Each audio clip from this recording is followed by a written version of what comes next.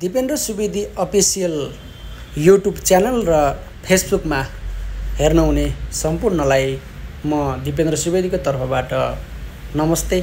आजको भिडियोमा चाहिँ मैले तपाईहरुको लागि यो जापानिज भाषाबाट चाहिँ बारहरुको नाम जस्तो आइतबार, सोमबार यो बारहरुको नाम चाहिँ कसरी जापानिज भाषाबाट भन्ने यी कुराहरु चाहिँ आजको भिडियोमा बताउने कोसिस गरेको छु। तपाईहरुलाई युट्युब च्यानल र फेसबुक पेज दिपेन्द्र सुवेदी अफिसियलमा चाहिँ म स्वागत गर्न चाहन्छु।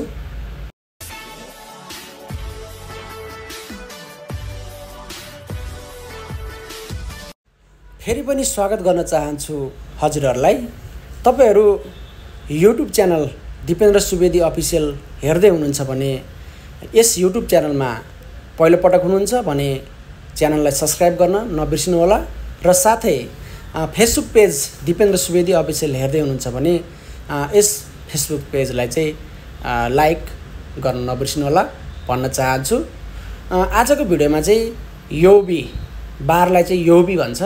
जस्तो जापानिज भाषाबाट चाहिँ बार योबी भनेको बार हो।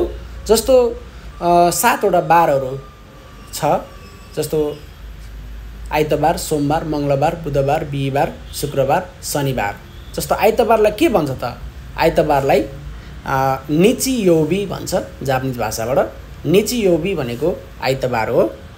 आइतबारलाई चाहिँ निची योबी भनेर भन्छौं। त्यस्तैगरी सोमबारलाई चाहिँ गेचु योबी भन्छौं हामी सोमबारलाई।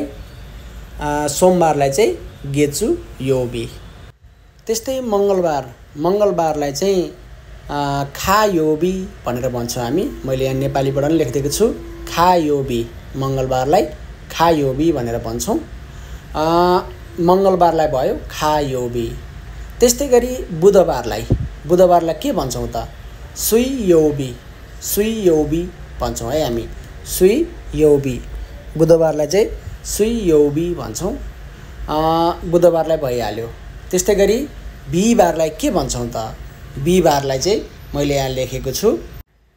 बिहीबारलाई चाहिँ मोकुयोबी भनेको बिहीबारलाई चाहिँ मोकुयोबी भनेर हामीले उच्चारण गर्छौं। जस्तो 7 वटा बारहरुको नाम मैले हजुरहरुलाई लेखेर चाहिँ यहाँ भिडियो बनाएको छु। जस्तो देखाएको छु। योबी भनेको बार भइहाल्यो। मोकुयोबी भनेको बिहीबारलाई चाहिँ मोकुयोबी थर्सडे भनेर भन्छौं हामी मोकुयोबी। त्यस्तैगरी शुक्रबारलाई चाहिँ किनयोबी भनेर भन्छौं। किनयोबी शुक्रबार फ्राइडेलाई चाहिँ किनयोबी भनेर भन्छौं हामी। किनयोबी जुन 7 वटा बारहरु छ जस्तो किनयोबीलाई चाहिँ शुक्रबारलाई चाहिँ हामी जापानिज भाषाबाट किनयोबी भन्छौं। त्यस्तैगरी अर्को छ दोयोबी भनेको चाहिँ शनिबार स्याटरडेलाई चाहिँ दोयोबी भनेर हामी उच्चारण गर्छौं। जुन 7 वटा बारहरु चाहिँ मैले तपाईहरुलाई यहाँ लेखेर देखाएँ। निचियोबी, त्यस्तैगरी गेचुयोबी, त्यस्तैगरी खायोबी, सुइयोबी, मोकुयोबी, किनयोबी, दोयोबी जुन 7 वटा बारहरु छ। यो बारहरु चाहिँ हजुरहरुलाई आउँदैन भने जान्नु भएको छैन भने चाहिँ यो भिडियोले पक्कै नै तपाईहरुलाई चाहिँ हेल्प गर्नेछ भन्ने आशा राखेको छु। जस्तो जापानिज भाषाबाट चाहिँ 7 वटा बारहरु आइतबार, सोमबार, मंगलबार, बुधबार, बिहीबार, शुक्रबार, शनिबार 7 वटा बारहरु छ। यो 7 वटा बारहरु चाहिँ मैले हजुरहरुलाई लेखेर यहाँ देखाएँ। जस्तो यसको खान्जी पनि बनाएको छु मैले योबीको खान्जीहरु।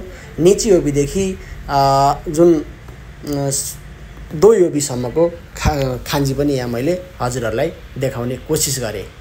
पक्कै पनि भिडियो हेरेर चाहिँ हजुरहरुले केही सिक्नु भयो होला भन्ने आशा राखेको छु। भिडियोलाई अन्तिमसम्म हेरेर साथ दिनु भएकोमा सबैजनालाई धन्यवाद भन्न चाहन्छु।